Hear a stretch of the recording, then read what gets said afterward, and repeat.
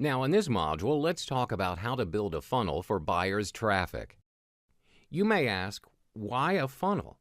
Well, let me tell you why. I believe the majority of you are struggling with low traffic and weak conversion problems. Is that right? Are you struggling with getting traffic to your website or converting that traffic when it shows up? You think that you're losing your buyers, wasting your opportunities, or whatever it is. Let me tell you this.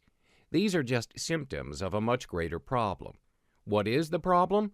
You've guessed it right, a funnel problem. So without further ado, let's get started. Okay, there's this one step that I want to remind you to take before you can grow any company. Now, what's that first step? The secret formula. Let me tell you the 4 questions that could solve your problems. First of all, ask yourself, who is my dream client? Who do I want to work with? Who do I want to attract? Is it the same thing when it comes to asking yourself, who is my dream guy or girl? I'm sure every one of you have asked yourself that question before. So tell me why you asked yourself that. Because you want a clearer picture of who that ideal someone is. Am I right? You don't want to just date anyone who's interested in you. So the same thing applies to this. You have to ask yourself, who is your dream client? What are they passionate about? What do they look like? What are their goals, dreams, and desires in life? List out the characteristics of your dream clients. It would be even greater if you could just find a few physical pictures to represent them. I know this may seem a little silly, but it does magic. Go through this short exercise yourself to find out how impactful it is. After doing that exercise, you already know who you're trying to attract. So the next thing to ask yourself, where can you find them? Where do they hang out online? Are they on Twitter or Facebook?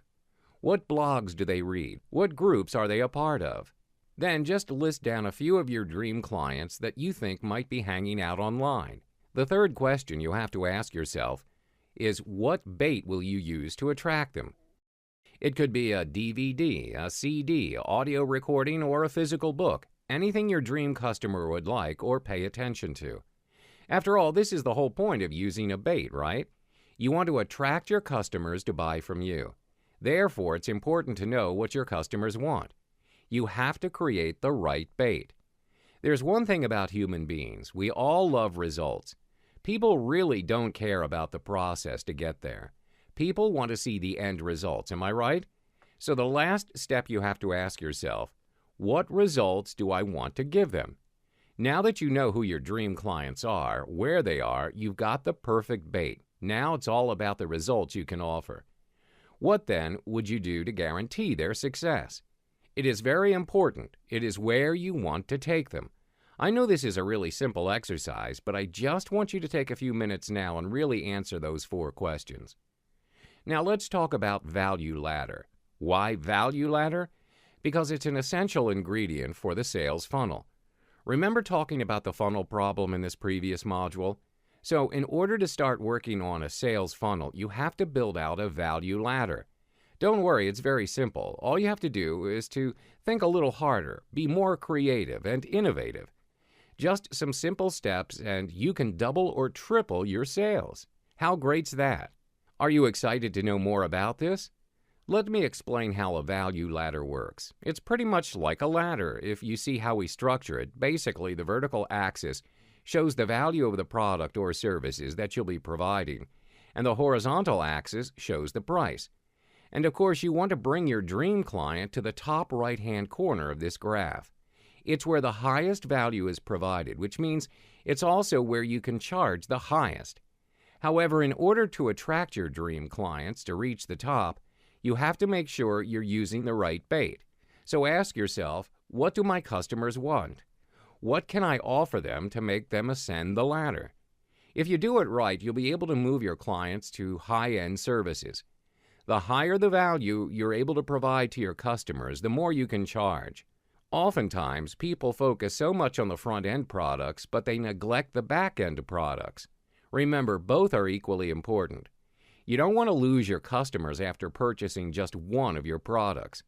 If you want to beat out your competition, you need to construct a solid value ladder. Have you ever come across a product you really like, but you ended up walking away because it was too pricey? I believe we all have. For example, fine dining. Not everyone can afford it, and it's pretty obvious that they are only targeting the high-income people. Hence, we can come to a conclusion that the highest level service might not be the best fit for all people. You need to provide a wide range of offers so you get to attract more customers. You need to be different from the rest. You need to build a deeper funnel with more offerings. To put it simply, you need to build a funnel that will help you do two things. Firstly, you try to attract as many customers as possible. You provide value to each of them at the unique level of services at an affordable price. Customers are willing to purchase as long as they like you, see the credibility in you, and the value in what you're providing. Secondly, you target different groups of people. You target the ones who can ascend the value ladder where you provide the most value and make the most money out of it. These are your dream clients, and you don't want to just offer them one front-end product and bid goodbye to them. A buyer is always a buyer. Once they buy from you, they are going to keep buying as long as you can provide them value. Now, let me walk you through the process. As you can see from the diagram, the funnel, it consists of different steps. A funnel moves people through the sales process. Above the funnel is your potential customers, and they're entering as your traffic. At the top of the funnel is the bait you use to attract your customers. It's important to get the bait right, to know what your customers really want and pay attention to. In this step, you have to start placing ads featuring your bait and attract your potential customers. Next comes your front end. It's where you'll start selling your products. Potential customers will start raising hands, and a certain percentage of your traffic will purchase your offer. However, you do not stop there. You continue to move to the next step in your funnel. Introduce the next product or service in your value ladder. As you move down your funnel, you'll have to keep offering more value in your products or services. This is how you attract people to buy. Ask yourself, if you do not see any value in the products or services you purchase, would you still spend money getting more? Of course not. Hence, the key factor is to keep offering values and charge higher prices. As you move down your funnel, there will be lower percentage of customers attracted as compared to the front end. It makes sense, right? Although the value you offer increases, not everyone is willing to pay more, right? Trust me, continue offering more values and charge more prices as you move down the funnel. At the end of the day, what matters? Attracting your dream clients, am I right? Now, in this module, we'll talk about pre-framing. It's important for you to know the concept of pre-frame because each step in a funnel is a pre-frame for the next step. Now, for those who don't know what a pre-frame is, I'm just going to briefly explain what it is. Pre-framing is a really powerful tool that allows you to let someone know in advance what is going to happen. There are no limitations to this. You can have unlimited potential with this tool. Now the next question you may ask, why do you need to pre-frame? How can it help me solve my problems? Well, let me ask you a question. What do you think your initial action would be if you are faced with something new or something that makes you feel uncertain or uncomfortable? To reject, am I right? What about another scenario? Have you ever been dragged to an event, a party, or a seminar? You're there just because your family or friends want you to. You have no idea what to expect. You have no idea what's going on. How do you feel? Uncomfortable? Kinda lost? This is why you need a well-done pre-frame. A well-done pre-frame can eliminate potential doubt, hesitations, objections, disagreements, etc. With a pre-frame, you are giving yourself the advantage of handling challenges while they are small or even non-existent. Therefore, this tool should be used in every step of your funnel so that you can build relationships and get visitors to continue to buy from you. Building relationship is essential because people usually buy from people they like or trust. Now, that being said, it could also skyrocket your sales, whether it's the products or services you're selling. So if you spend time and effort on this, the results will follow. After all, you want to focus on the process to bring the best outcome, don't you? Now, here's my scenario that I want you to picture yourself in. If you know that you want to sell a product at a price that is slightly higher than the market price, what should you do? Pre-frame. You've guessed it right. You should bring it up first so that you can pre-frame it and allow your buyers to know in advance. Assume your buyer is a sharp business person. He must have done his homework to market research and knows what you're selling at a higher price as compared to your competitors. So how should you pre-frame it? You should tell them in advance that you know you're selling at a higher price, but you have to tell them how you're different from the rest. Can you provide more values, or is there any special packages, etc.? Because you started with pre-frame, it is more likely that the buyer will respond the way you want her to. And that's the state of mind you place someone in as they enter the next step of your sales funnel. Now that you understand pre-framing, I'm going to guide you through the 7 powerful phases of a funnel. First of all, you have to examine the mindset of the traffic before it reaches your site. In other words, you have to determine the traffic temperature. I know many of you have only paid a little or no attention to this, but it's important to know which of the 3 levels of traffic that come to your website. Is it hot, warm, or cold? Hot traffic is made up of people who already know who you are. These people are the ones who have subscribed to your podcast, read your blog, and are on your mailing list. Basically, you're going to talk to these people like your friends because you already have an established relationship with them. You can use personality-driven communication. You can share with them some of your personal stories, experiences, and opinions. Now let's talk about the second traffic, the warm traffic. These are people who don't know you, but they have a relationship with somebody you know. This is where joint ventures partnership work well. This level of traffic lends credibility to you, so people who don't know you will trust you and feel more comfortable when checking out your offers. For the cold traffic, it's made up of people who have no idea who you are. They don't know you, they don't know where you came from, they don't know what you offer, and they don't know whether they can trust you. These may be people who find you on Facebook, or maybe they stumble across your blog posts or articles. The most important thing to know is to figure out is the traffic temperature so that you can build the right pre-frame bridge, which will be covered in the next module. Now I'm going to teach you one of the most important concepts you can ever learn that will boost your sales, opt-in rate, and effectiveness of your traffic, and lead to generation efforts. It's called the pre-frame bridge. Now that you've figured out the traffic temperature, all you have to do is set up the pre-frame bridge. Note that different types of traffic need different bridges. The frame of mind that people are in before they visit your capture page plays a huge difference in your conversion rates. For the hot traffic bridge, it's the simplest among the 3. You don't have to do much because you already have an established relationship with these people, so you don't have to do a lot of pre-framing or credibility building. You can probably just write a blog post or send out a quick email with a link to your landing page. These people like and trust you, they already know who you are, so they will listen and do as you suggest. Now, what about the next pre-frame bridge? In the previous module, we talked about the different types of traffic temperature. Can you recall what the warm traffic is made up of? Can you guess what types of bridges are needed to get to your landing page? Of course, it's a little longer than a hot traffic bridge. All you need is a little note of endorsement from a person they trust, such as a personal email or a lift letter from a JV partner. The most important thing is to have you and your product endorsed from the list owner. It could be via email, article, video, etc.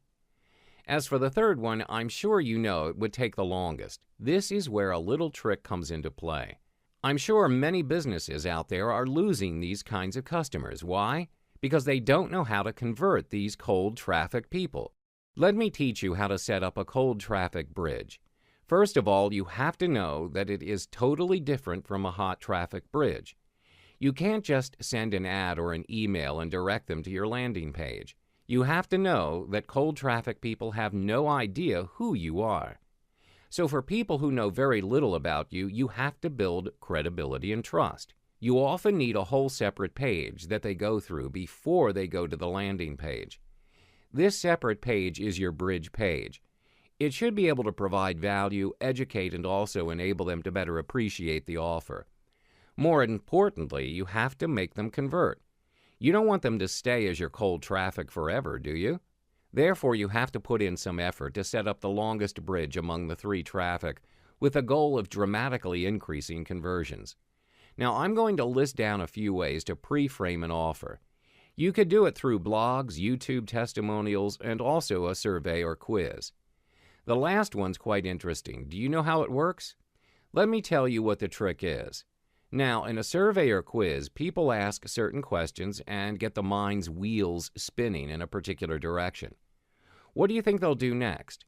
Curious for answers, am I right? This is when they click over to the landing page where you reveal the answers or solutions. Now that you've covered this module, I'm sure you can really scale your business without losing any of your cold traffic. Now let's talk about the 3 ways to qualify subscribers. The goal here is to take all the 3 traffic, the hot, warm, and cold. In this case, you do not target specific traffic, but you take all the traffic. You want to find out who is willing to give you their contact details in exchange for more information. Note that if people are not willing to give you their contact information, they are unlikely to invest money in you later. It just makes sense, doesn't it? Would you go on a date with someone whom you have rejected when he asked you for your number? Very unlikely, right? So in this phase, you want to qualify your subscribers. It's usually done through squeeze or opt-in pages that offer something with value in exchange for contact information. People do not want to waste time or money on things that demonstrate no value. Hence, it's important to put in some effort when creating the option-in or squeeze page. After that, you can start qualifying buyers. You want to find out who among them is a buyer because, after all, you know that not all subscribers are your potential buyers. One thing to keep in mind, qualify your buyers immediately after you qualify your subscribers. Qualify buyers right away. Don't wait a day or a week. This is when a value ladder comes into play. After qualifying your buyers, you offer them something of value to get them hooked. Attract them and use the right bait. It is through this process that you'll get to know more about your buyers. Once you have identified who the buyers are, you can market to them differently. Don't forget that you've got 2 lists in your hand. One is your subscriber list and the other one is your buyers list. You can treat each of these lists differently. You can send them a postcard to talk to them over the phone or even add them to a separate email sequence. After you've identified the buyers, you want to identify the hyperactive buyers. From the term hyperactive, I'm sure you know what it means. Don't you love hyperactive buyers? I'm sure you do. So you have to identify these kinds of buyers as quickly as possible. You don't want to lose this opportunity to attract such buyers. These are the people who are in some kind of pain and are willing to buy more than one thing at a time to alleviate that pain. You must identify your hyperactive buyers. Know who they are and treat them differently. Increase the chain of upsell. Ascend them through your value ladder. By identifying these kinds of buyers, your sales will definitely skyrocket. In this step, you want to age and ascend your relationship. Now, at this point, value ladders become really important. You want to provide value and help people with whatever you offer. You want them to see the value you're providing so they'll keep coming back to buy from you, again and again. The goal is to move them up your value ladder to the very top. The last phase is to change the selling environment. You have to change accordingly. You just can't stay in your comfort zone. There are times when you have to just pick up the phone and sell over the phone or direct mail. It's even better to sell it through a seminar or live event where you get to see each other face to face. You can have the benefit of live feedback and overcome any objections. This usually applies to selling high-ticket products. Ask yourself, would you click a buy button for a $20,000 product that you see on a sales letter? Of course not, right? So when you change the selling environment, you can communicate at a different level. The best thing about this is that you get to ascend people up your value ladder, eventually ascending them to the very top level.